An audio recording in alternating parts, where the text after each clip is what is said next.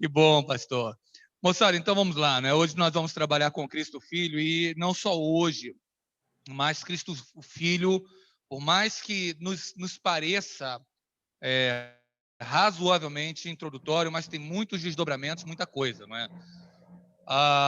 Por que Cristo Filho? Não é? Nós estamos estudando, o nosso curso é curso Fundamentos da Fé. No Fundamentos da Fé nós estamos tratando aquilo que, claro, quase que redundantemente, mas aquilo que é fundamental, aquilo que é básico. Trabalhamos com o estudo sobre a pessoa de Deus e seu relacionamento com o universo. Deus, quem ele é, o que ele faz. E agora estamos estudando Cristo, Jesus Cristo, Filho de Deus, não é? Ainda na parte razoavelmente inicial do credo apostólico, onde o credo diz assim: creio em Deus Pai, Todo-Poderoso, Criador do céu e da terra, e em Jesus Cristo, seu Filho, unigênito. E é essa parte que nós vamos nos ater nessa semana e na próxima. Só que quando falamos de filho, nós estamos trabalhando, pelo menos no nosso estudo, em alguns desdobramentos. Jesus, o Filho, como filho do homem. Essa expressão aparece na Bíblia. O que significa filho do homem? Não sei se o adjetivo é enigmático, não é? Mas chega a ser diferente. Pelo menos diferente chega. Então, o que quer dizer o texto bíblico quando fala filho do homem? Nós vamos nos ater a isso hoje. Não é Jesus como filho do homem, e no próximo encontro, se Deus permitir, Jesus como filho de Deus, que é mais conhecido, é mais divulgado, é mais propalado, filho amado, que em Mateus capítulo de número 17, no Monte da Transfiguração, em Mateus capítulo de número 3, quando o Espírito Santo desce sobre Jesus em forma corpórea como de uma pomba, nós temos ali a expressão: este é o meu filho amado em quem me comprazo a ele ouvir. E filho unigênito, não é? O filho unigênito que está no seio do Pai, é esse que deu conhecer. Nós temos ali em Colossenses, nós temos em João a expressão, e nós vamos estudar esse filho único, esse filho unigênito, filho primogênito, filho preponderante. Hoje, nós vamos estudar apenas filho do homem. Eu comecei a fazer o estudo e a coisa começou a se desdobrar tanto, com tantas questões, tantas perguntas a serem esclarecidas, que eu achei melhor cortar para não ficar sobrecarga de informação. A gente trazer apenas informações que sejam fundamentais em relação a isso, não é? Pois bem, então vamos pensar aí, vamos mergulhar em Filho do Homem, e à medida que depois a gente for indicando, você vai tendo alguns outros textos bíblicos a examinar, não é? Filho do homem, homem. Por que filho do homem e depois dos dois pontos homem, não é? Rios tu antropo é a expressão. Rios, filho. Tu, do, antropo, homem. Você conhece já essa expressão aí, antropo, não é homem, de antropologia, não é? Então você tem um genitivo, filho do homem. Ou robarnacha. Barnacha é o aramaico. Bar, na Bíblia, sempre significa filho de. Bar Jonas, filho de Jona. Bar Jesus, filho de Jesus, e por aí vai. Jesus como nome propalado no primeiro século. Né? E nasce homem, não é? Mas homem como humanidade. Tá? Então, filho do homem, filho da humanidade, filho do homem, do ser humano. Não é? Bar, usado em sentido figurado, muitas vezes é jungido a uma expressão que quer trazer uma determinada qualificação a alguém. Por exemplo, filho da mentira, muitas vezes é utilizado para falar o mentiroso. Por exemplo, você tem João 8,44. Aquele que prefere a mentira é filho do diabo, não é? Então é diabólico, não é? É filho da mentira, mentiroso, filho do céu, celestial. Essa expressão filho de no aramaico, lembre-se, na sinagoga escrevia-se em hebraico, mas falava-se no dia a dia nas ruas em aramaico, os judeus, tá?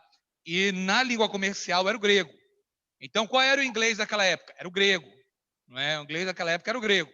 Agora, se falava entre os judeus em aramaico e nas sinagogas em hebraico. Então, nós estamos dizendo que alguém falava, o fulano de tal é filho da mentira. Estava dizendo mentiroso. Por que isso nos é importante?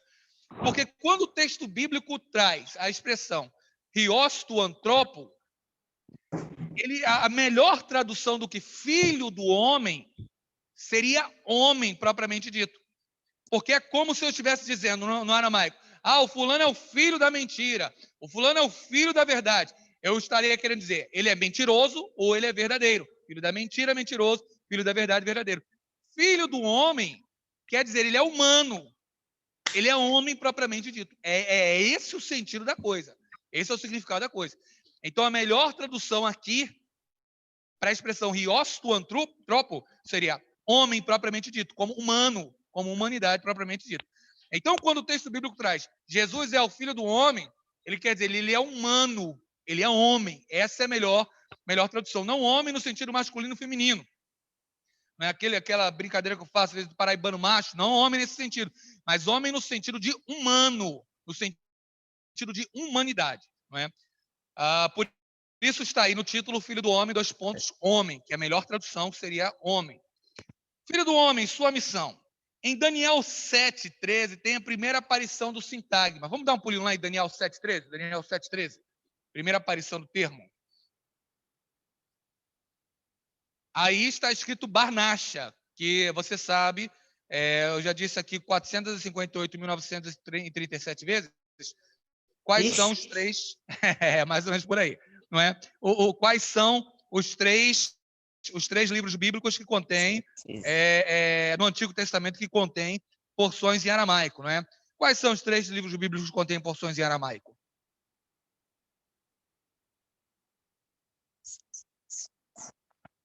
Eu sei que você sabe, então eu vou dar uma canja para você agora de manhã, não é?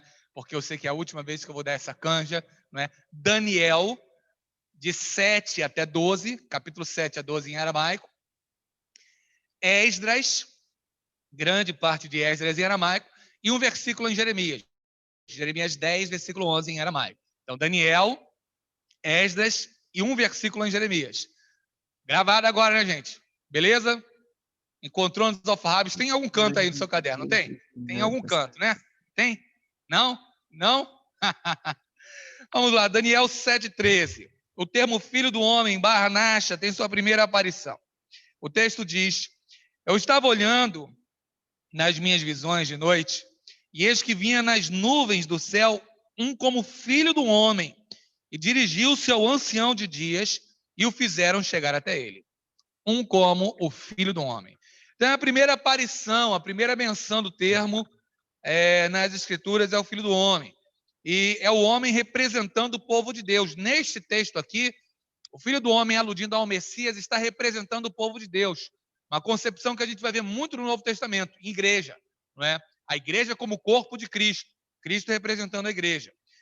O homem, imagem de Deus, destinado a salvar a humanidade decaída, é o segundo Adão. Então, esse filho do homem, ele é o homem destinado a salvar a humanidade caída. Você teve o primeiro Adão, e agora você tem o segundo Adão, que é o filho do homem, Jesus de Nazaré, destinado a salvar a humanidade caída. Jesus utiliza o termo, quando ele vai caminhar para o Novo Testamento, de duas formas. Pensando na sua obra escatológica, no futuro, não é? Esse filho do homem que voltará para salvar, para levar aqueles que creram nele, e em sua obra terrestre, o filho do homem se identificando com a humanidade. Então, essa expressão, ela aponta para a missão de Cristo em dois aspectos. Primeiro, se o primeiro Adão foi homem e pecou, o segundo Adão vem para salvar a humanidade. Ele vem sem pecado. Missão dele, salvar a humanidade, proporcionar a salvação à humanidade. Esse filho do homem anuncia que um dia voltará, é a sua obra escatológica anunciar, eu vim, mas eu vou voltar, e em sua obra terrestre, se identificando com a humanidade. Igualzinho a nós. Lembre-se de Hebreus 4,15 sempre. Não temos um sumo sacerdote que não possa compadecer-se das nossas fraquezas, porém um que, como nós, em tudo foi tentado, mas sem pecado. Não é? Então, Hebreus 4,15. Não é? Então, esse filho do homem que veio, ele voltará. Vamos dar um pulinho em Marcos 8,38? Marcos 8,38. Marcos 8, versículo de número 38. O texto diz em Marcos 8,38. Portanto, qualquer que entre esta geração adúltera e pecadora se envergonhar de mim e das minhas palavras, também o Filho do Homem se envergonhará dele, quando vier na glória de seu Pai com os santos anjos. Então, o Filho do Homem, ele voltará. Então, escatologicamente, Messias veio e voltará.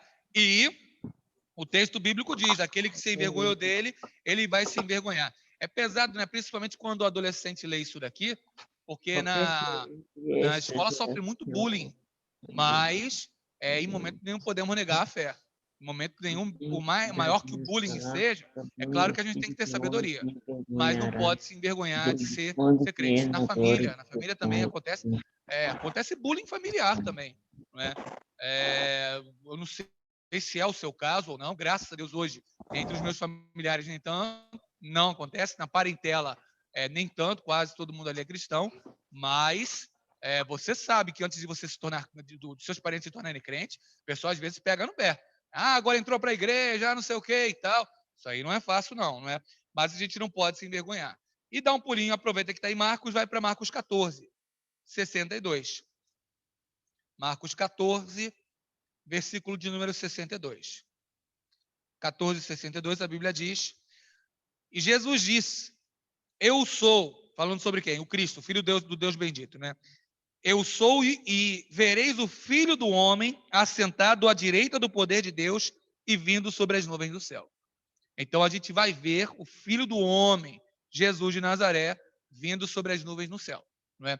Ele vai voltar, irmãos, ele vai voltar, não é? Bem, ainda na missão do Filho do Homem, aplicando a sua missão terrena, Jesus correlacionou o título Filho do Homem ao sofrimento do servo do Senhor. Então, como humano, ele sofreu e associou esses sofrimentos ao servo do Senhor, né? Falando em Mateus 10, 45, em Marcos 10, 45, Marcos 8, 31 e 2, 10, sobre o Filho do Homem como servo. O que significa esse servo do Senhor? Você lembra lá dos cânticos do servo de Isaías? Isaías ele tem uma seção, ou 4 capítulos chamados de Cântico do Servo. Dá um pulo comigo em Isaías 52, 53. Isaías 52, 53. Isaías 52 e 53. Isso é importante quando você for evangelizar judeus. Isaías 52, Isaías 53. Isaías 52 e 53. Isaías 52 e 53. Cânticos do servo são 4 capítulos, basicamente, em Isaías, que apontam para o Messias e para o seu sofrimento. Apontam para Jesus e para o seu sofrimento. Cânticos dos servos. Esses cânticos do servo sofredor, eles falam do sofrimento que Jesus teria. Esse sofrimento não é comparado a nenhum sofrimento que Israel tenha tido na história da humanidade. Por quê? Você vai evangelizar o judeu diz que isso aqui diz respeito a Israel. Sofreu muito nas mãos de Hitler, sofreu muito nas mãos de X, de Y, de Z. Só que este texto fala sobre levar os pecados da humanidade.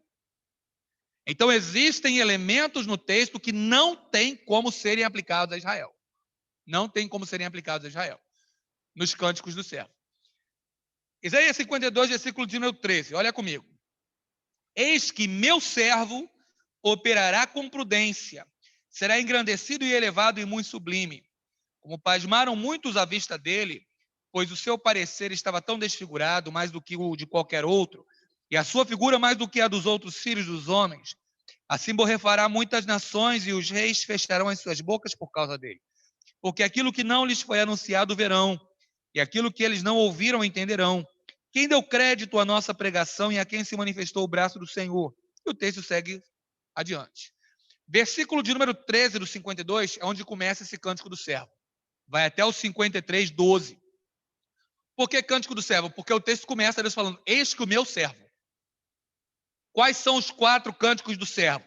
Isaías 42, Isaías 49, Isaías 50, Isaías a gente chama de 53, mas é 52, 13 até o 53. Então, Isaías 42, 49, 50 e 53.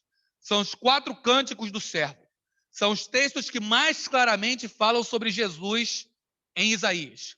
Isaías 42, 49, 50 e 53. 42, 49, 50 e 53.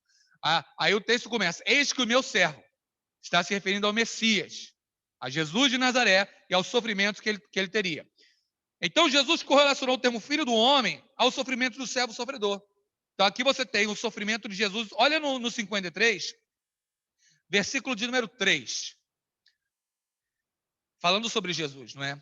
O sofrimento que ele teria. Era desprezado e o mais indigno entre os homens. Homem de dores, experimentado nos trabalhos. E como um de quem os homens escondiam o rosto. Era desprezado. Não fizemos dele caso algum. Verdadeiramente ele tomou sobre si as nossas enfermidades. E as nossas dores levou sobre si. E nós o consideramos aflito, ferido de Deus e oprimido. Mas ele foi ferido pelas nossas transgressões e moído pelas nossas iniquidades. O castigo que nos traz a paz estava sobre ele, e pelas suas pisaduras nós fomos sarados. Todos nós andávamos desgarrados como ovelhas, cada um se desviava pelo seu caminho. Mas o Senhor fez cair sobre ele, isso aqui é a expiação, que não cabe para Israel.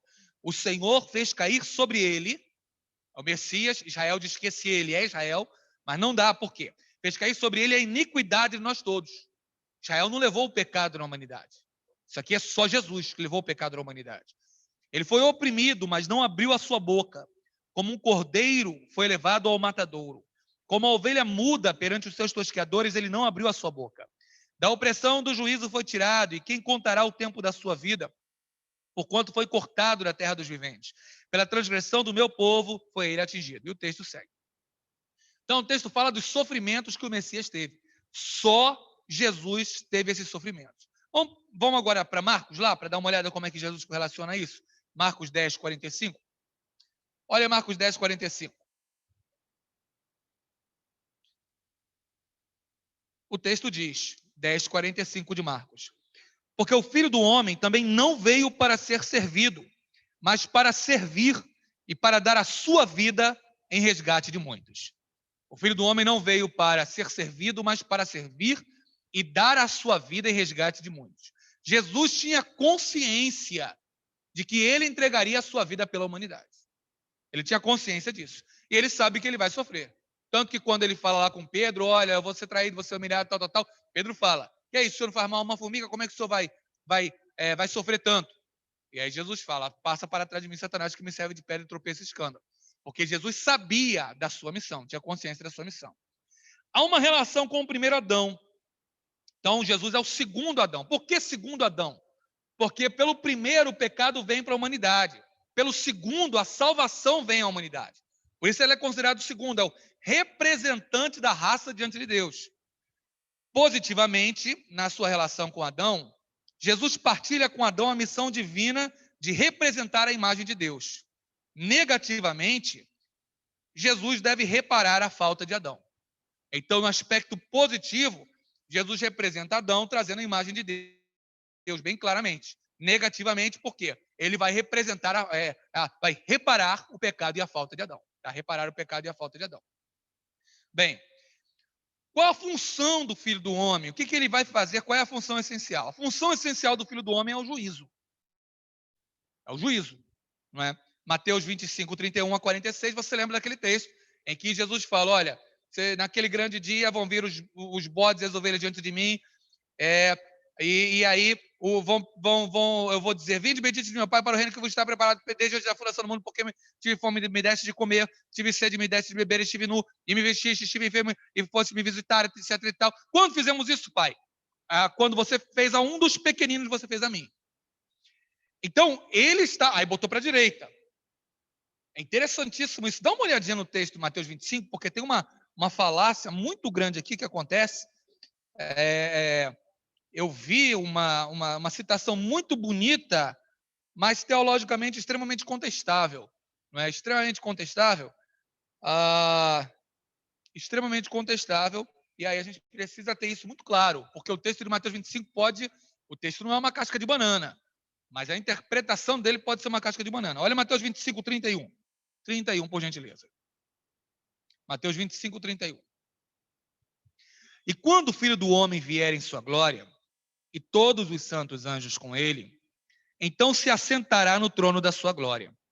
E todas as nações serão reunidas diante dele. Então, reuniu as nações. Está lá no grande dia. E apartará uns dos outros, como o pastor aparta os bodes das ovelhas. E porá as ovelhas à sua direita. Então, veja aqui. Ele vai apartar, como o pastor aparta os bodes das ovelhas, e porá as ovelhas à sua direita, mas os bodes à esquerda. Então, primeiro ele separa bode de ovelha. Então dirá o rei aos que estiverem à sua direita: vinde, benditos de meu Pai, possui por herança o reino que vos está preparado desde a fundação do mundo, porque tive fome, destes-me de comer, tive sede e deste-me de beber, era estrangeiro e hospedastes-me, estava nu e vestiste-me, adoeci e visitastes-me, estive na prisão e foste ver-me. Então os justos lhe responderão, dizendo: Senhor, quando tivemos com fome, te demos de comer, ou com sede te demos de beber, e quando tivemos estrangeiro, te hospedamos, ou nu e te vestimos, e quando tivemos enfermo ou na prisão e fomos ver-te. E respondendo o rei lhes dirá: em verdade vos digo que quando fizestes a um destes meus pequeninos irmãos, a mim o fizeste. Então dirá também aos que estiverem à sua esquerda: apartai-vos de mim, malditos, para o fogo eterno preparado para o diabo e seus anjos. E aí ele vai dizer ao contrário dali. Veja, qual é a citação que eu vi que contestava a partir disso? Um excelente, prolífico e talvez o melhor escritor, não que o seu conteúdo seja o melhor, mas talvez um que melhor escreve no meio evangélico brasileiro, ele disse, uma citação interessante: vou escrever Mateus 25, esse texto, nas palmas das minhas mãos, para me lembrar que ninguém entra no céu sem uma carta de recomendação de um pobre. Repito a citação. Vou escrever Mateus 25 nas palmas das minhas mãos para me lembrar que ninguém entra no céu sem a carta de recomendação de um pobre. Estava se referindo a esse texto. Qual é o erro e a escorregada teológica que a gente não pode dar? Tem muita gente que chega para esse texto e escorrega nas boas obras, dizendo que Jesus fala: olha, vocês fizeram isso, então entra no céu. Vocês não fizeram isso, então não entra no céu. Só que há uma diferença fundamental, e por isso eu chamei a atenção para o versículo de número 32. Apartará uns dos outros como o pastor aparta os bodes das ovelhas. Primeiro ele separa pela natureza e depois vê as obras. Então não entramos no céu, lembre-se, por causa de obras. Mas o texto diz, primeiro ele separa o bode e a ovelha e depois ele vê as obras. E as obras de cada um condizem aquilo que cada um é. A do ladrão é o roubo. A do furtador é o furto. Do mentiroso é a mentira. Então ele se separa e aí olha as obras. Ele não olha as obras e separa. É diferente. Fundamental. Então aqui não há base para a salvação pelas obras. Mais uma vez aqui mostra as obras como consequência da salvação. Primeiro Jesus separa e diz: ovelha faz o que é próprio, bode faz o que é próprio. Então, naquele grande dia eu separo. É simplesmente isso que Jesus está trabalhando aqui. Aí a citação do rapaz, do moço, não é moço, do senhor lá: vou escrever Mateus 25 na palma das minhas mãos para me lembrar que ninguém entra no céu sem as cartas de recomendação de um pobre. A citação é bela, mas não tem verdade teológica. Até mesmo porque se lembrarmos do ladrão na cruz, talvez ele tenha entrado no céu sem a carta de recomendação de um pobre, visto que Jesus disse: hoje mesmo estarás comigo no paraíso. E não deu tempo dele sair do paraíso e fazer o bem a algum pobre. Então a citação é bela, nos traz a consciência do que a gente tem que fazer. Bom, muito bom. Só que teologicamente não expressa total verdade, tá bom? Porque esse texto é importante. Quando alguém chegar para você lá fora, se eu falei do judeu agora, eu falo da tradição católica romana. O católico romano chega e fala: não, mas peraí, Jesus vai chegar e vai dizer: você fez, olha aqui o texto de Mateus 25. Você puxa ele lá para frente, fala: não, primeiro Jesus separa e depois olha as obras. Não é alto da compadecida, não é? Tá lá o Jesus, aí tá lá o diabão lá frangudo enchendo a paciência, tá lá qual o nome daquela menina, né? A Maria que fala aqui, Fernanda Montenegro. Tá lá a Fernanda Montenegro do lado, não é? Aí tá o pessoal lá, turma toda, aí Jesus olha as obras e separa. Negativo. Então, primeiro ele separa pela essência e depois as obras. Primeiro ser, sempre ser, e depois fazer, tá bom? Bem, então o Filho do Homem é juiz, mas ele também advoga. E aí a compreensão teológica que nós temos quando? No texto, principalmente, de Estevão. Você já viu isso, você já lembra disso, não é? Vamos dar um pulinho lá em Atos 7:56? Uma diferença fundamental. Atos 7:56. Atos 7:56. Atos 7:56. Texto bíblico diz. Atos 7:56, sermão de Estevão.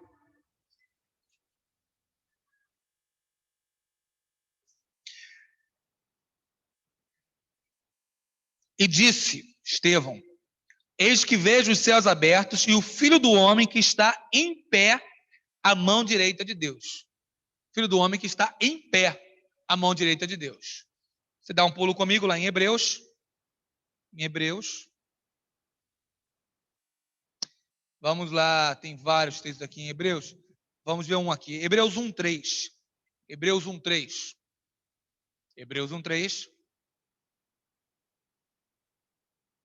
O Filho, sendo o resplendor da sua glória e a expressa imagem da sua pessoa e sustentando todas as coisas pela palavra do seu poder, havendo feito por si mesmo a purificação dos nossos pecados, o que está escrito aí? Assentou-se à destra da majestade nas alturas. Não é? Hebreus 12:2, Hebreus 10:12, 8:1, vão repetir o assentou-se ou assentado. Já vimos a resposta à pergunta. O Filho do Homem está sentado ou está em pé? Ou fica sentando e levantando a todo momento, né? É que nem igreja, a gente senta e levanta, né? Está ao lado, né? Aí você está reprovado, cara. Você fugiu da múltipla escolha, né? Aí não. Então, você está tentando, né, dar um migué aqui. Mas está sentado em pé ou está ao lado em pé ou assentado, né? Então fica como? Assentado ou fica em pé? O Filho do Homem ele está assentado. Por quê? Qual é a ideia? O assentado ele está como juiz. Mas em situações biblicamente, teologicamente, como a de Estevão, que ele é apedrejado como um mártir, o Filho do Homem ele entra numa nova função como advogado. Aí ele está ao lado, ele está junto, ele está diante dele. Aí ele fica em pé. Você está lá. O juiz está sentado. Vai julgar. Deferir. Sentença. Mas quando o advogado vai falar, ele se levanta diante do juiz. Atos 7:56, advogado. Então, quando ele vai advogar a sua causa, ele está junto com você, ele se levanta. Oscar Cullmann analisa muito bem esse texto nessa perspectiva teológica, trazendo muitas considerações sobre isso. A gente vai falar já.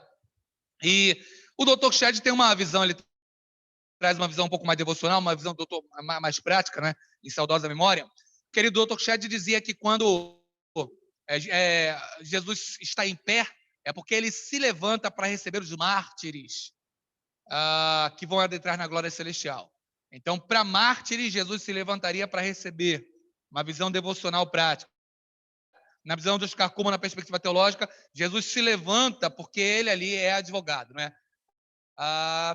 Se você quiser também que Jesus levante para estar ao seu lado no céu, para recebê-lo, você fala que a gente, né, arruma um martírio aí para você, né? Manda você como missionário lá para Janela 1040, né? Como é que é? Para cima, né? Para cima. Vamos lá para cima, vamos para cima, né, Pedro? Né? Então, vamos lá, não é? Bem, Filho do Homem na sua função. Aí o Oscar Cullmann mencionando isso, não é? O juízo está estreitamente vinculado à obra expiatória do servo sofredor, do servo de Deus. Por outro lado, o veredito a ser pronunciado pelo Filho do Homem se baseará nas atitudes dos homens para com seus semelhantes, na pessoa dos quais Jesus, o Filho, está presente. Então, esse juízo que Jesus vai fazer está intrinsecamente ligado à obra expiatória do servo de Deus. O veredito a ser pronunciado pelo Filho do Homem se baseará na atitude. Agora, lembrando Irmãos, vamos lembrar, não é por obras. Por quê? Por mais que você faça obras, você ainda deve. É Martinho Lutero, o que carcomia ele por dentro. Ele limpava de maneira mais bela o chão do convento para poder pagar os seus pecados. Nunca se sentia livre dos seus pecados. Aí ele encontra lá Romanos 10:17. Romanos 1:17. O justo vive pela fé. Lutero, não é por obras, é por fé, Lutero. Levanta daí, menino. É por obras, Jesus já fez. Então, quando Deus ele olha para nós, o que ele obra? Ele olha primeiro o ser, nós estamos em Cristo. Então, tem Cristo. Nós temos que estar em Cristo. Pá, estamos nele. A partir daí, ele olha o que nós fizemos. Porque se não estamos em Cristo, nós estamos condenados à esquerda. Estamos condenados ao inferno, lá como ele fala aqui com aquele pessoal em Mateus 25. Então, a primeira coisa, você está em Cristo. Você precisa estar em Cristo. Se alguém está em Cristo, nova criatura é. As coisas velhas já passaram, tudo se fez novo. Então, você tem que estar em Cristo. Aí você está em Cristo, Deus olhou para você. Por quê? Quando ele olha para você em Cristo. Fora de Cristo não há salvação. Não há salvação. Aí você está em Cristo, ficou em Cristo. A partir de Cristo, aí ele olha o que você faz. Para que ele olha o que você faz? Ele olha o que você faz para ver sua recompensa, para ver seu galardão, para ver a sua recompensa corolária a partir dali. Mas temos que estar em Cristo. Em Cristo, em Cristo. Só em Cristo, tá bom? Então, o juízo está vinculado à obra expiatória de Cristo. Ou seja, Deus vai julgar a partir daquele que aceitou o sacrifício do Cordeiro, que está em Cristo. A partir disso. Por isso que é fundamental, na perspectiva de Mateus 25, saber que primeiro Jesus separa e depois ele julga. Primeiro ele separa, a partir da essência, a partir do ser. Né? Faz um favor para mim, aproveita que você levantou e coloca aqui um vitamina C, por favor. O Filho do Homem, em Filipenses, o homem celestial. Então vamos aí para a questão do homem celestial. Agora a gente começa a aprofundar um pouco na parte teológica. Vamos dar um pulinho lá em Filipenses 2. Esse texto lindo, essa canção linda. Filipenses, capítulo de número 2. Filipenses, capítulo de número 2. Pastor Henrique. Filipenses 2. Filipenses 2. Pastor Henrique. Versículo 5 e segmentos. Filipenses 2, versículo 5 e segmentos. De sorte que haja em vós o mesmo sentimento que houve em Cristo Jesus, que sendo em forma de Deus, o que é isso, hein? Em forma de Deus. O que é isso? Não teve por usurpação ser igual a Deus, mas aniquilou-se a si mesmo. O que é isso aqui? Aniquilar-se a si mesmo, esvaziar-se a si mesmo. Tomando a forma de servo, fazendo-se semelhante aos homens. E achado na forma de homem, o que é isso, hein, gente? Forma de homem. Humilhou-se a si mesmo, sendo obediente até a morte, e morte de cruz. Pelo que também Deus o exaltou soberanamente. E lhe deu um nome que é sobre todo o nome, para que ao nome de Jesus se dobre todo o joelho dos que estão nos céus e na terra e debaixo da terra, e toda língua confesse que Jesus Cristo é o Senhor, para a glória de Deus Pai. E aí, gente, o texto é lindo, né? A gente gosta demais, tem cheio de música disso daqui. Mas o que significa? Não é meio enigmático. E aí agora a gente começa a aprofundar. A encarnação parece que é uma das doutrinas menos entendidas da parte da teologia. Pelo menos pelo que eu suponho, pelo que eu percebo. Por causa da Trindade. Obrigado. A Trindade sempre existiu? Deus Pai, Filho e Espírito Santo. Muito cuidado, irmão. Pensa bem por causa da questão das heresias aí. Né? Eu sei que é uma situação tranquila e tal, mas vamos dar uma olhada. Deixa eu fazer uma pausa aqui. Está faltando alguém com estudo, não? Vai mandar? Então, vê lá. Eu acho que o pessoal lá de trás ainda não recebeu, não.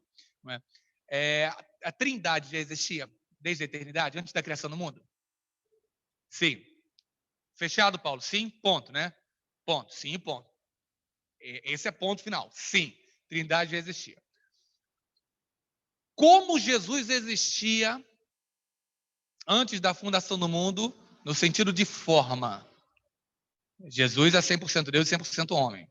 Como Jesus existia antes da criação do mundo em forma. Como os três existiam. Tudo bem. O Pai existe, sempre existe em espírito. Espírito Santo, Espírito. E o Filho? Como o Filho existia antes da fundação do mundo em forma? Em forma de Deus, mas me explica isso daí. Tá certo, você tá certo. Tá bíblico? Como é que é esse em forma de Deus? Hã? Ao lado do Pai. Somebody love, né?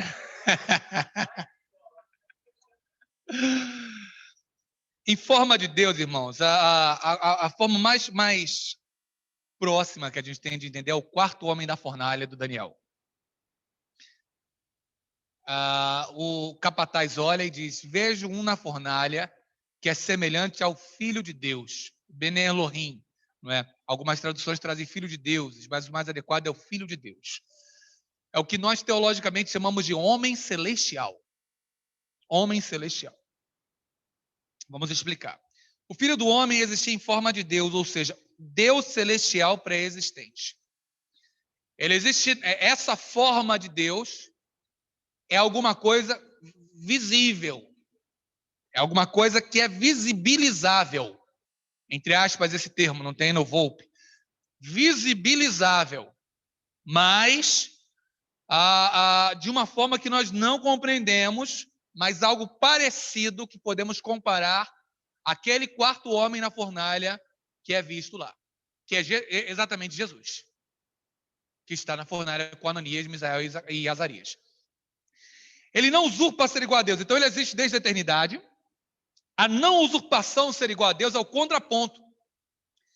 Há dois: Lúcifer e Adão. Isaías 14:14. O que Lúcifer diz em Isaías 14:14? Subirei e serei igual, semelhante ao Altíssimo. Então aqui Paulo está dizendo, o sentimento de Jesus é o oposto. E aí a proposta da serpente para Eva, né? No dia em que comerdes do fruto, sereis como Deus. Então, Adão cai, Lúcifer cai, mas Cristo não teve por usurpação ser igual. Ué, mas como não teve por usurpação ser igual se ele já era igual? Nós estamos falando do que nós poderíamos dizer de um atestamento de condição. Vou explicar bem. Vamos devagar, porque aqui a coisa é capciosa, para a gente não entrar em heresia. Pai, Filho e Espírito Santo existem desde a eternidade. Pai e Espírito. Deus é Espírito infinito, eterno e imutável, que Sodoma cria, dirige o centro de todas as coisas. Pai e Espírito. Espírito Santo, Espírito. Filho é a forma como Deus escolheu para se relacionar com a humanidade, para compreender quem ele é. Este Filho que existe desde a eternidade, teologicamente, nós chamamos de homem celestial. Que é o quê? Aquele que se manifesta no Antigo Testamento, quando Abraão vê nos carvalhais de Manre, quando na sarça ardente Moisés vê, quando Josué vê uma pessoa e diz: quem tu és? Ele diz: eu sou o príncipe dos exércitos do Senhor. Quando visita Manoá e sobe naquela chama, quando está na fornalha ardente. Então essas são, qual o nome que a gente dá a isso? A esse homem celestial manifestado no Antigo Testamento, que é Jesus. Manifestações cristofânicas veterotestamentárias. Ou seja, manifestações de Jesus no Antigo Testamento. Por meio da sua forma celestial, mas ainda não encarnada. Ele tem uma forma, mas não tem carne. Lembre-se, corpo é diferente de carne. Carne é isso. Agora, isso aqui é um corpo material. É madeira, mas é um corpo material. Então, quando nós falamos somente de corpo espiritual ou celestial. Então, Jesus tem um corpo celestial, mas não tem essa carne. Por isso que lá na frente, quando ele nasce de Maria, se chama de encarnação. Porque ali ele nasce do ventre e tem carne. Agora, antes disso, ele é o pré-encarnado, que é o chamado homem celestial. Está na eternidade. regendo todas as coisas, dirigindo todas as coisas. Aí vem a encarnação. Ele encarna, não é? Como encarna? Pastor, como aí a coisa aperta. Por quê? Entra na cabeça de muitos o curioso caso de Benjamin Button, né? Ué, peraí, Jesus já é homem, ele nasce de Maria como neném? Então, como é que vai acontecendo a coisa, não é? Aí entra na nossa condição de limitação de mente humana. Por quê? Você tem um homem celestial. Deus fala, eu vou enviar você, meu filho, para redimir a humanidade. Perfeito, pai. Vou lá. Não é? Nasceu Maria. Aí tem Maria, você tem Maria lá. O Espírito Santo vem sobre Maria e ela concebe. Sem pecado. Nasceu. Quando ela concebe, o Espírito Santo vem, concebe, ali você tem a perfeita união, Deus-homem. Aí está concebido Jesus. Aí nasceu Jesus. Nasceu um neném. Esse neném homem Jesus, vai aprender tudo, como qualquer ser humano, esse neném. Mas nesse neném está o Espírito Divino, Jesus, que já sabe tudo. De uma maneira que nós não conseguimos compreender, porque nenhum de nós é Deus nem Jesus, você tem 100% homem ali, o bebê, e 100% Deus. A parte divina, o 100% Deus, Jesus aqui, vai, de alguma forma sobrenatural, conscientizando Jesus, esclarecendo e iluminando sobre a sua missão, e Jesus, homem, vai crescendo, sem pecado, a parte divina preservando de pecado, sem pecado, perfeitamente. Ele vai adquirindo a consciência no aspecto humano do seu aspecto divino. Consciência perfeita adquirida de sua missão, ele começa a exercê-la aos 30 anos. 100% homem e 100% Deus. Aí quando Jesus ele está na sua missão, tem consciência da parte divina, de tudo que faz, que ele é o próprio Deus encarnado na parte humana, consciência de tudo isso, começa a exercer como Deus. Cura, sara, santifica, transfigura, vai fazendo tudo isso. Vai exercendo toda a sua missão. Na parte divina, curando, libertando, abençoando, dando evidência de que não é só algo que ele acredita. Ah, pastor, o Henrique Cristo também acredita. Henrique Cristo acredita, mas não ressuscitou morto. Henrique Cristo também acredita, mas ele não se transfigurou. Henrique Cristo também acredita, mas está ganhando uma grana pesada lá com um bocado de seguidores. Enquanto o Jesus que cremos abriu mão de todas as coisas. Então, Henrique Cristo acredita, mas não mostra, não prova. Jesus acreditou e deu mostras de que ele era o próprio Deus encarnado. Quando ele tem a maturidade da consciência da sua missão, entendendo, eu sou o Messias, o próprio Deus encarnado, Filho de Deus. Naquela idade considerada a idade perfeita, a plenitude de varão perfeito. Dá um pulinho em Gálatas 4, 4 e 5, por gentileza. Gálatas 4, 4 e 5. Gálatas 4, 4 e 5. Mas vindo a plenitude dos tempos, Deus enviou seu Filho, nascido de mulher, nascido sob a lei, para remir os que estavam debaixo da lei, a fim de recebermos a adoção de filho. Versículo de número 1 e 2.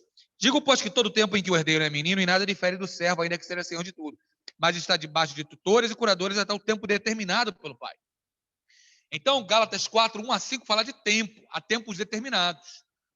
Então, na perspectiva divina, celestial do Pai, o tempo determinado para a manifestação do Filho era de 30 anos. Então, quando chega na idade de 30, ele se manifesta como Deus homem. Ele já está com a consciência perfeita do Deus homem. A gente não entende muito essa questão de consciência divina. Peraí, então Jesus achou que era Deus? Não, Jesus não achou que era Deus, ele era Deus. Mas a consciência foi esclarecendo a ele. É mais ou menos como nós, irmãos. A gente vai crescendo e as experiências da vida vão nos ajudando a nos conscientizarmos de muita coisa. Por exemplo, o solteiro. Vamos dar a notícia ali para a Thalita, vamos dar notícia... Cadê? Acho que é só... Thalita. Vamos dar notícia para a Thalita.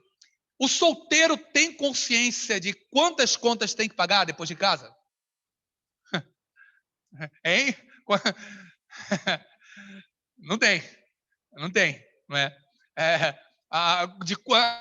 Aí a gente, primeira ida ao mercado, do recém-casado. Se lembra da sua primeira ida ao mercado, Rosa? Se lembra da sua primeira ida ao mercado, Neuzeni? Se lembra, Elisandro, da sua primeira ida? Se lembra, Tasso, da sua primeira ida?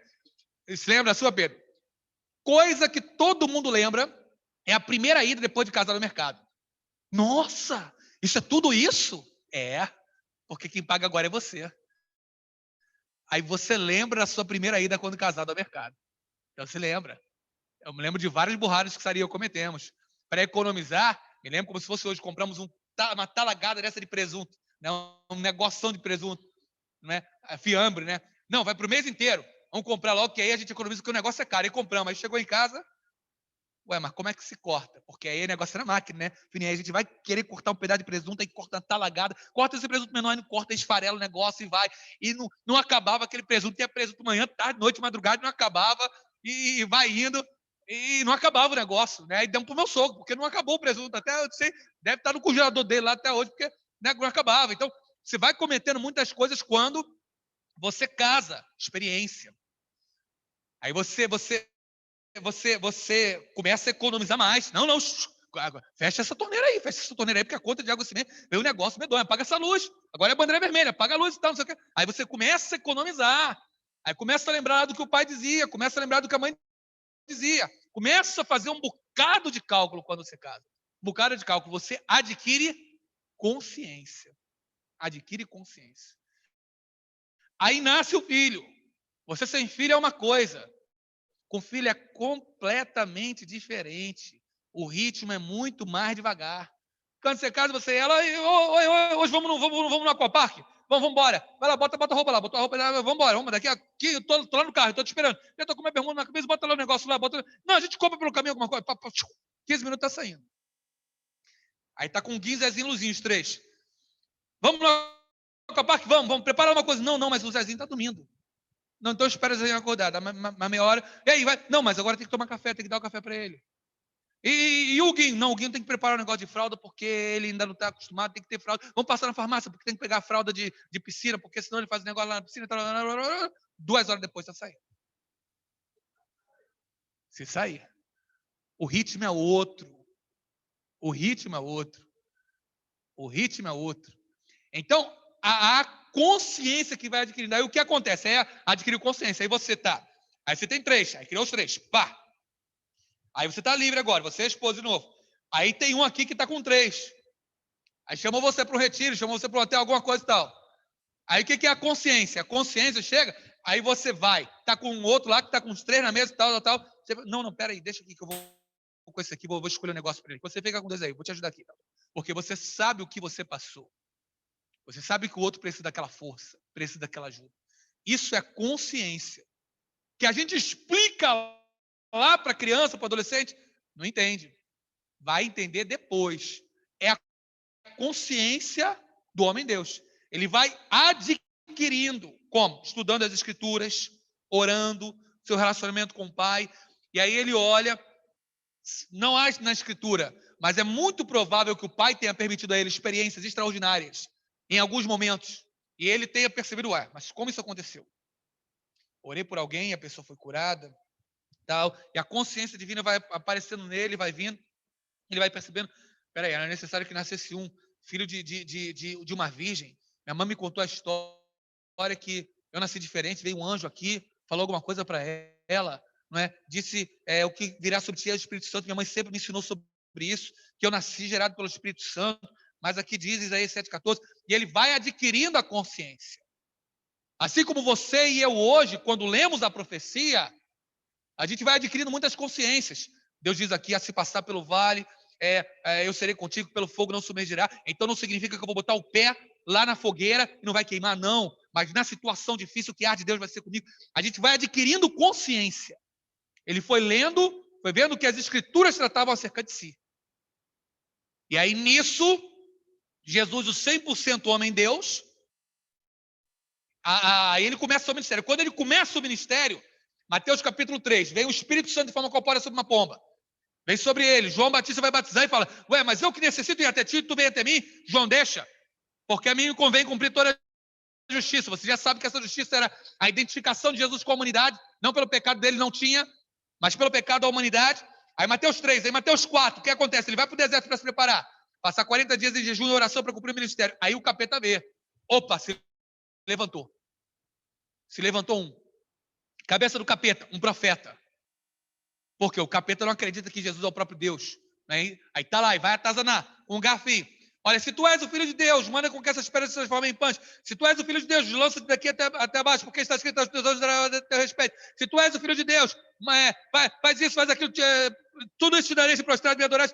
Vai tentando. Ali tenta Jesus para ser igual a Deus, no seu aspecto humano. A mesma tentação que subiu ao coração do Lúcifer, a mesma tentação para Adão, aí tenta. Mas Jesus não usurpa ser igual a Deus. Ele deixa a forma celestial, toma a forma de homem terrestre, que é o Filipenses 2,7. Tomando a forma de homem, de servo, é isso aqui. Cumpriu como servo a obediência que Adão não cumpriu. Então, por que como servo? Não que ele foi trabalhar numa casa como serviçal, não. Mas que, como servo de Deus, obedeceu-o até a morte de cruz. Então, o que Filipenses, vamos lá para Filipenses, para a gente entender, Filipenses 2, de sorte que haja em vós o mesmo sentimento que houve em Cristo Jesus, que sendo em forma de Deus, ou seja, o homem celestial, não teve por usurpação ser igual a Deus. Então ele não caiu na tentação que Adão caiu e na tentação que Lúcifer caiu. Mas aniquilou-se, esvaziou-se a si mesmo. O que é esse esvaziamento aqui? A encarnação. Então ele vem e encarna, se esvazia da forma de Deus e vem para a forma terrestre. Ele não é mais o homem celestial. Aí ele vem para a terra, se esvazia a si mesmo, tomando a forma de servo. Então ele vem, nasce no ventre de Maria, e aí é um ser obediente perfeitamente, a forma de servo, fazendo-se semelhante aos homens. E achado na forma de homem, o quê? O segundo Adão humilha-se até a morte de cruz. Então é isso que o texto quer abordar. Esse homem celestial que encarna, e encarnado ele obedece até a morte de cruz. Moleza, fácil, tranquilo de entendimento, de clareza, não é? Vai ruminando aí. A ideia é que quando a gente pensa a primeira vez, vem, rapaz, mas e para eu deglutir isso? Vai deglutindo, né? Tem comida que é McDonald's e tem comida que é churrasco. Churrasco é o quê? 2 horas, 2 dias para deglutir, né? Aquela carne pesadona, né? Você fica ali, né? Deglutindo, e aquela picanha que quem come é o Tarso e o Renner fica... Renner não, Renner é natural, né? O Pedro aí fica 3 anos para deglutir aquela gordura, aquela picanha, né? Queimar aí, né? Vamos lá, o filho do homem, hein, João? Aí esse filho do homem, o que acontece? Ele desce do céu. É o homem celestial. Vamos dar um pulinho lá em João 3,13? Você lembra daquele texto muito interessante? João 3,13? João 3,13, que quer dizer isso. O homem celestial. João 3,13. Ora, ninguém subiu ao céu, senão o que desceu do céu, o filho do homem que está no céu. Ninguém desceu do céu, ninguém subiu ao céu, senão o que desceu do céu, o filho do homem que está no céu. Então você tem o que desce do céu, que é o filho do homem, ou seja, Jesus já existe, ele vem de lá, do céu encarnado, já existe desde antes da fundação do mundo. E aí em João 1,51, esse filho do homem que desce do céu, o que acontece? Ele abre o céu. João 1,51. Jesus disse: em verdade vos digo que daqui em diante vereis o céu aberto e os anjos de Deus subirem e descerem sobre o Filho do Homem. Olha o Filho do Homem aí também, né? Enfatizando sempre o Filho do Homem, né? O céu está aberto. Por quê? Porque aquele que morava lá, ele desceu, deixou o céu aberto para que a gente possa contemplar.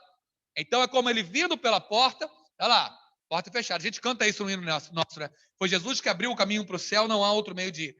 Ele abre o céu e deixa a porta aberta. Vem do céu o homem celestial, se torna agora o homem terreno, deixa a porta aberta. Aí o texto diz que, desde agora em diante, vereis o céu aberto. E os anjos subindo e descendo.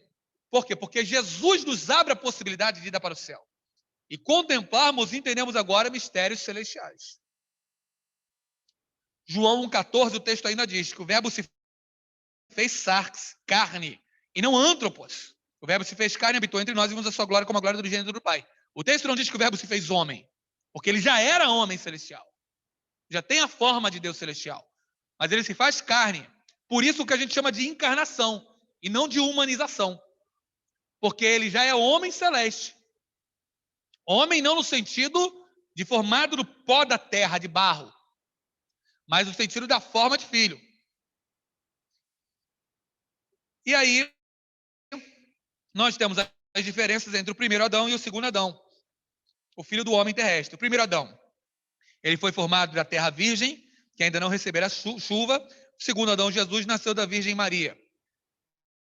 Primeiro Adão, sua queda foi causada pela desobediência de uma virgem, Eva. Segundo Adão, a obra salvadora se realiza como obediência de uma virgem como canal, Maria.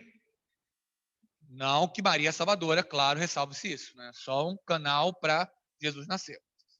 Primeiro Adão, através do fruto de uma árvore, veio a queda. No segundo Adão, através, entre aspas, de uma outra árvore, cruz, não é que você precisa de uma árvore para cortar, veio a salvação.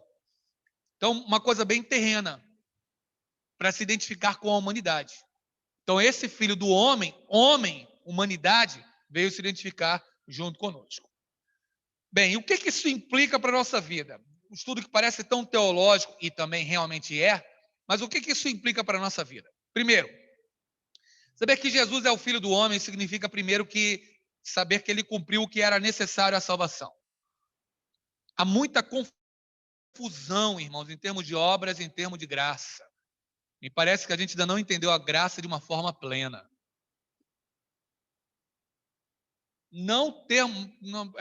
A gente tem que entender que o não temos que fazer nada para a salvação tem que evitar dois extremos. Primeiro, o primeiro extremo de entender que se eu fizer alguma obra eu serei salvo. Não é por obra.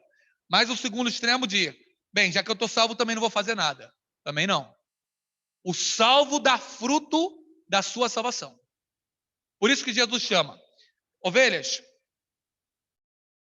vocês deram de beber, deram de comer, visitaram. Então, Jesus cumpriu o que era necessário. Mas como nós somos salvos, damos evidência dessa salvação. Temos que fazer tudo o que nós podemos. Mas não é por isso que seremos salvos. Seremos salvos por quê? Essência, ser. Cristo está em nós. Lembra de Gálatas 2:20? Já estou crucificado com Cristo e o que acontece? Vivo não, mas eu. Mas Cristo vive em mim. Então essa é a questão. Cristo vivendo em você. Se Cristo vive em você, ora, ele dá evidências, obras, não é? Mas o foco é Cristo vive em você. Cristo vive em você. Segundo, em que Jesus, o Filho do homem, implica, em que essa verdade implica? Segundo, o Filho é juiz e advoga.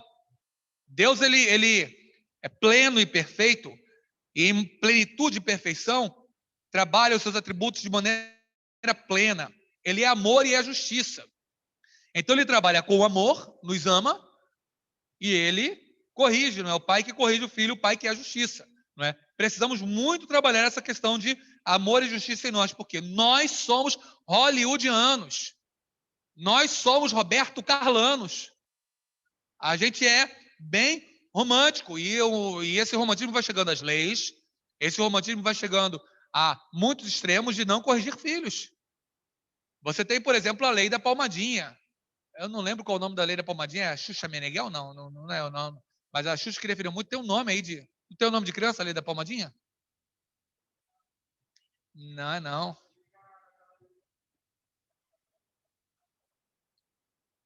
Não, eu tenho o nome de uma criança. Tenho quase que certeza. Não lembro, não. É? Mas aí fica pra gente... Traz o número depois para mim, por gentileza, pra gente ver a lei da palmada, que a gente fala... que é a lei da palmada, mas não é a lei da palmada, né? Contra a violência infantil, que todos nós somos a favor de não haver violência infantil.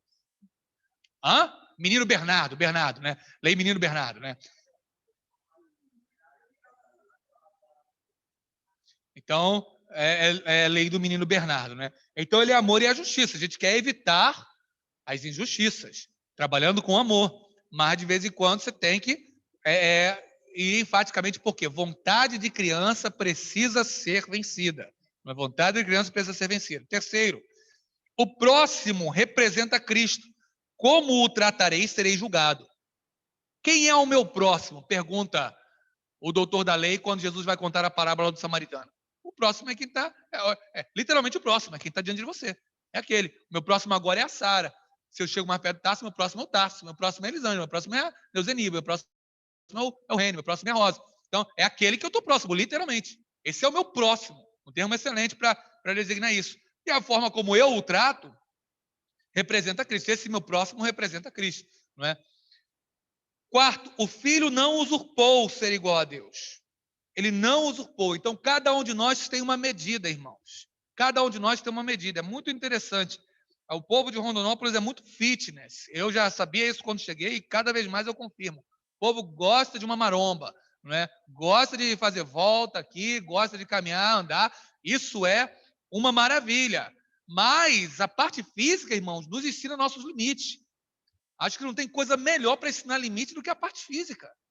Né? Vai fazer um crossfit aí daquele que a Yasmine faz.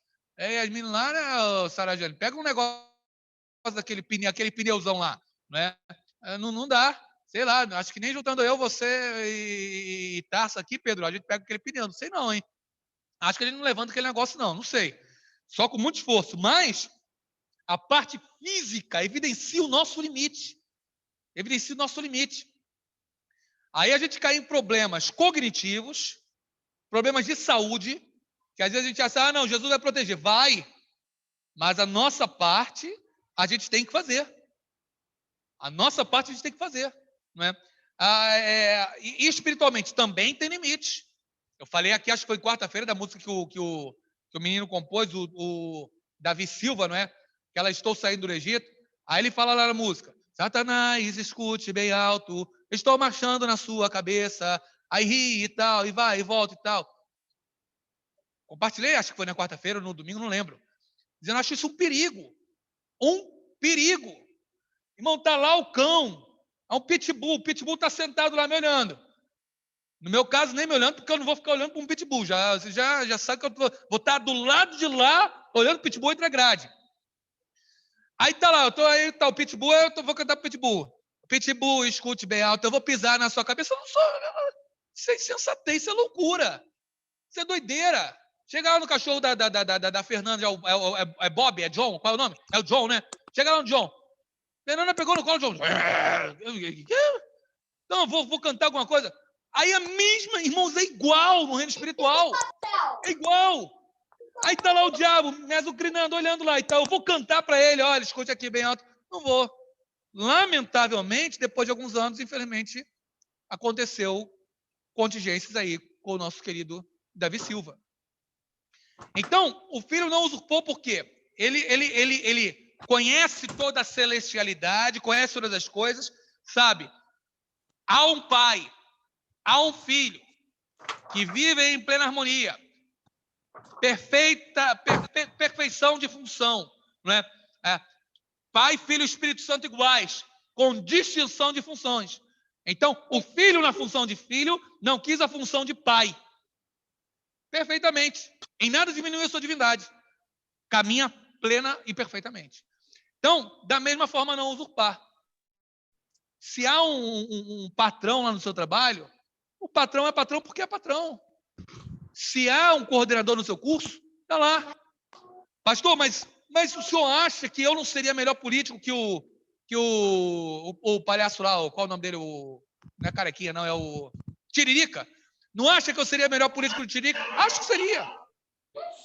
Acho que seria. Mas você já me viu pregar aqui 3 vezes em Eclesiastes 9:11. Tempo e ocasião pertence a todos.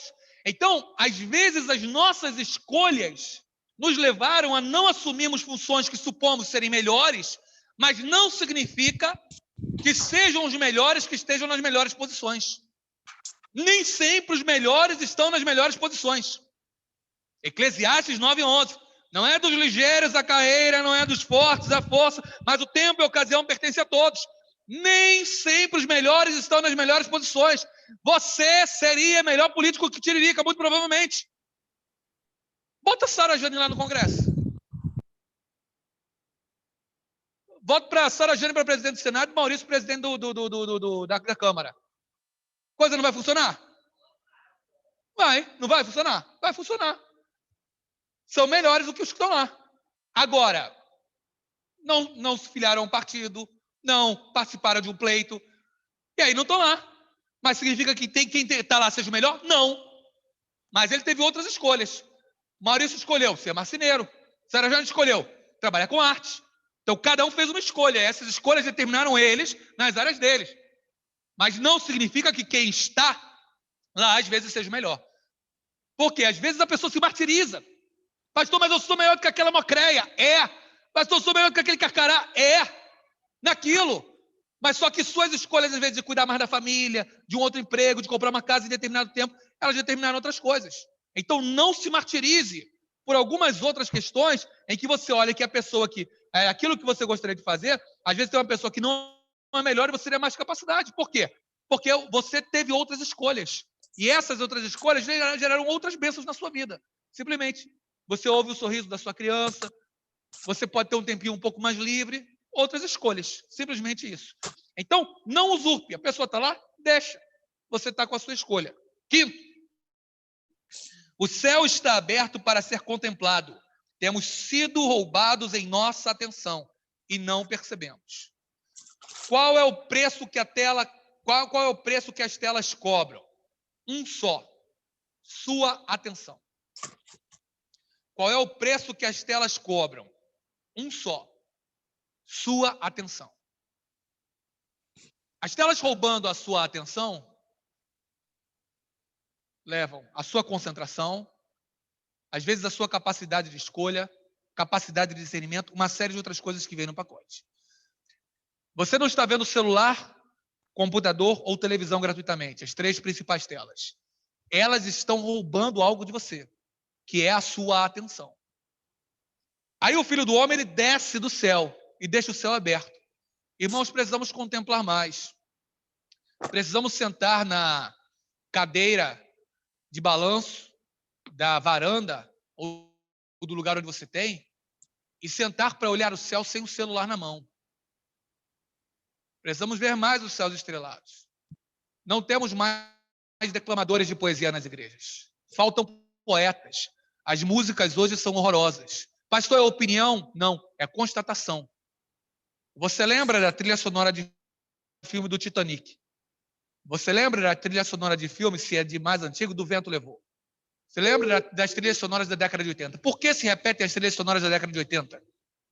Porque não há composições com poesia hoje em dia. As pessoas estão sem poesia. Você vai esperar poesia de quem? Que Felipe Neto componha? Você vai esperar a composição da Anitta? Que a Anitta seja a trilha sonora de filme? Você vai esperar a composição do Belo? De quem você vai esperar a nova composição? Estão faltando poetas, porque estamos sendo furtados da atenção e da contemplação. Precisamos contemplar mais. Estamos tão viciados em celular, que celular é a última coisa que a gente larga da mão durante o dia. E a primeira coisa que a gente pega quando acorda. Você precisa de uma vacina não apenas anti-Covid, mas uma vacina que te traga de volta a sua atenção. Uma vacina que traga de volta o poder de contemplar o céu aberto e as coisas de Deus. Por quê? Deus, ele exige a não pressa. Deus exige contemplação. As coisas de Deus, para quando a gente vai orar, a gente primeiro precisa acalmar o coração, aí ora. A gente às vezes precisa ficar parado só vendo o céu, pensando. Você não vai ter um contemplativo. Eu lhe garanto, você não tem um contemplativo. E aí que eu não estou chamando para o ócio improdutivo e estéril. Mas você não vai ter um contemplativo ansioso, um contemplativo cheio de neurose, um contemplativo doido da vida. Acalma a alma. Lembra lá do Salmo 40? Salmo 46. Aquietai-vos e sabei que eu sou Deus. Ou seja, o que ele está falando ali? Fica quietinho. Contempla o céu. Salmo 46, 10. Precisamos de mais contemplação. O Filho do Homem disse, os céus estão abertos. Ele fala, olha, desde agora vocês verão os céus abertos. E o Filho do Homem. Então, os céus estão abertos. Para um pouquinho. e olha mais para o céu hoje. Vê se hoje vai dar estrela no céu. Faz aquele poema, puxa lá do fundo aquele poema para sua esposa, da lua. Oh, como a lua está linda, né? Eu lembrei de uma piada de quando o camarada era solteiro, quando era casado, como ele fala, mas não vou terminar com essa piada, não acho tão maravilhoso, não é? Você não está vendo que no céu está escuro? Então, não é assim, não é? Olha para as estrelas e veja que as estrelas estão brilhando e vai ser uma benção, tá bom? Deus te abençoe. Semana que vem a gente vai continuar com filho, no outro encontro, não é? Com filho de Deus. Fechamos o filho do homem e vamos para filho de Deus.